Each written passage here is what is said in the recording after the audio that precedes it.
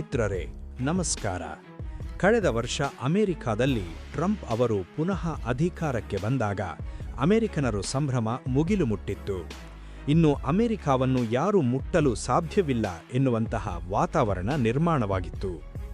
ಅದೇ ಕಾರಣದಿಂದ ಬೈಡೆನ್ ಅವರ ನೀರಸ ಆಡಳಿತದಿಂದ ಬೇಸತ್ತಿದ್ದ ಜನರು ಭಾರೀ ಬದಲಾವಣೆಯ ನಿರೀಕ್ಷೆಯೊಂದಿಗೆ ಟ್ರಂಪ್ ಅವರನ್ನು ಅಧಿಕಾರಕ್ಕೆ ತಂದಿದ್ದರು. ಆದರೆ ಮಿತ್ರರೇ, ಕೇವಲ ಒಂದೇ ವರ್ಷದ ಅವಧಿಯಲ್ಲಿ ಅಲ್ಲಿನ ಜನರಿಗೆ ದಿಗ್ಭ್ರಾಂತಿಯಾಗಿದೆ. ಯಾಕೆಂದರೆ ಅಮೆರಿಕಾದಲ್ಲಿ ಅಂದುಕೊಂಡಿದ್ದೆಲ್ಲವೂ ಈಗ ಉಲ್ಟಾ ಆಗುತ್ತಿದೆ.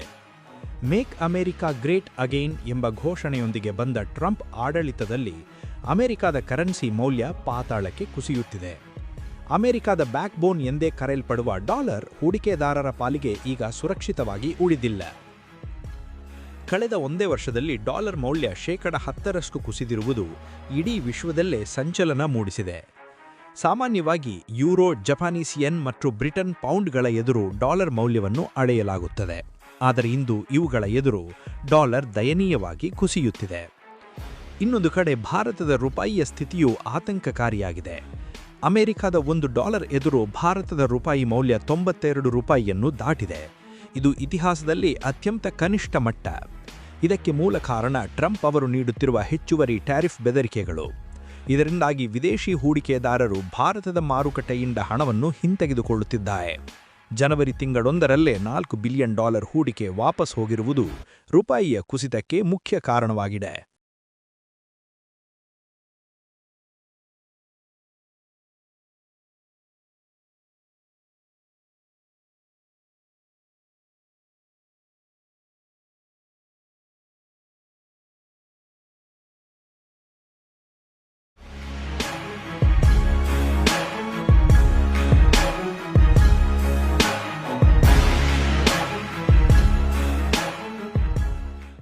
ಭಾರತೀಯರು ಈಗ ಸುರಕ್ಷಿತ ಹೂಡಿಕೆಗಾಗಿ ಚಿನ್ನ ಮತ್ತು ಬೆಳ್ಳಿಯ ಮೊರೆ ಹೋಗುತ್ತಿದ್ದಾರೆ.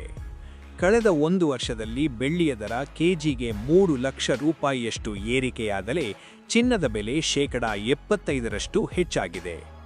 ಇತ್ತ ಅಮೆರಿಕಾದಲ್ಲಿ ಟ್ರಂಪ್ ಅವರ ಅಸ್ಥಿರ ನಿರ್ಧಾರಗಳು ಅಲ್ಲಿನ ಆರ್ಥಿಕತೆಯ ಮೇಲೆ ಗಂಭೀರ ಪರಿಣಾಮ ಬೀರುತ್ತಿವೆ. ಗ್ರೀನ್ಲ್ಯಾಂಡ್ ವಿಚಾರದಲ್ಲಿ ಯುರೋಪ್ ಜೊತೆಗಿನ ಸಂಬಂಧ ಹಾಳಾಗಿದ್ದು ಮತ್ತು ಫೆಡರಲ್ ಬ್ಯಾಂಕ್ ಬಡ್ಡಿದರ ಕಡಿತಗೊಳಿಸಿರುವುದು ಡಾಲರ್ ಮೇಲಿನ ನಂಬಿಕೆಯನ್ನು ಕಡಿಮೆ ಮಾಡಿದೆ. ಮಿತ್ರರೇ, ಕೇವಲ ಆರ್ಥಿಕತೆ ಮಾತ್ರವಲ್ಲ, ಟ್ರಂಪ್ ಅವರ ಜನಪ್ರಿಯತೆಯೂ ಈಗ ಕುಸಿಯುತ್ತಿದೆ. ಅವರ ಕಠಿಣ ಇಮಿಗ್ರೇಷನ್ ನೀತಿಗಳು ಮತ್ತು ಮಿನೆಸೋಟಾದಲ್ಲಿ ನಡೆದ ಅಹಿತಕರ ಘಟನೆಗಳು ಸ್ವತಃ ಟ್ರಂಪ್ ಬೆಂಬಲಿಗರನ್ನೇ ಅವರ ವಿರುದ್ಧ ತಿರುಗಿ ಬೀಳುವಂತೆ ಮಾಡಿದೆ. ಆಪಲ್ ಸಿಇಒ ಟಿಮ್ ಕುಕ್ ಮತ್ತು ಓಪನ್ ಎಐನ ಸ್ಯಾಮ್ ಆಲ್ಟ್ಮನ್ನಂತಹ ಪ್ರಭಾವಿ ವ್ಯಕ್ತಿಗಳು ಟ್ರಂಪ್ ಸರ್ಕಾರದ ನಡವಳಿಕೆಯನ್ನು ಬಹಿರಂಗವಾಗಿ ಖಂಡಿಸುತ್ತಿದ್ದಾರೆ. ಈ ಎಲ್ಲ ಬೆಳವಣಿಗೆಗಳು ಮುಂಬರುವ ದಿನಗಳಲ್ಲಿ ರಿಪಬ್ಲಿಕನ್ ಪಕ್ಷಕ್ಕೆ ಭಾರೀ ಹಿನ್ನಡೆಯಾಗುವ ಸೂಚನೆ ನೀಡುತ್ತಿವೆ. ಈ ವಿಷಯಕ್ಕೆ ಸಂಬಂಧಿಸಿದಂತೆ ಮುಂದಿನ ದಿನಗಳಲ್ಲಿ ಇನ್ನೂ ಹಲವು ಅಪ್ಡೇಟ್ಸ್ ಬರುವ ಸಾಧ್ಯತೆ ಇದೆ. ಹೊಸ ಬೆಳವಣಿಗೆಗಳು ನಡೆದ ತಕ್ಷಣ ನಿಮಗೆ ಮಾಹಿತಿ ನೀಡುತ್ತೇವೆ. ಸ್ನೇಹಿತರೆ, ಈ ವಿಡಿಯೋ ನೋಡಿ ನಿಮಗೆ ಏನನಿಸಿತು ಅನ್ನೋದನ್ನ ಕಮೆಂಟ್ ಮೂಲಕ ನಮಗೆ ತಿಳಿಸಿ.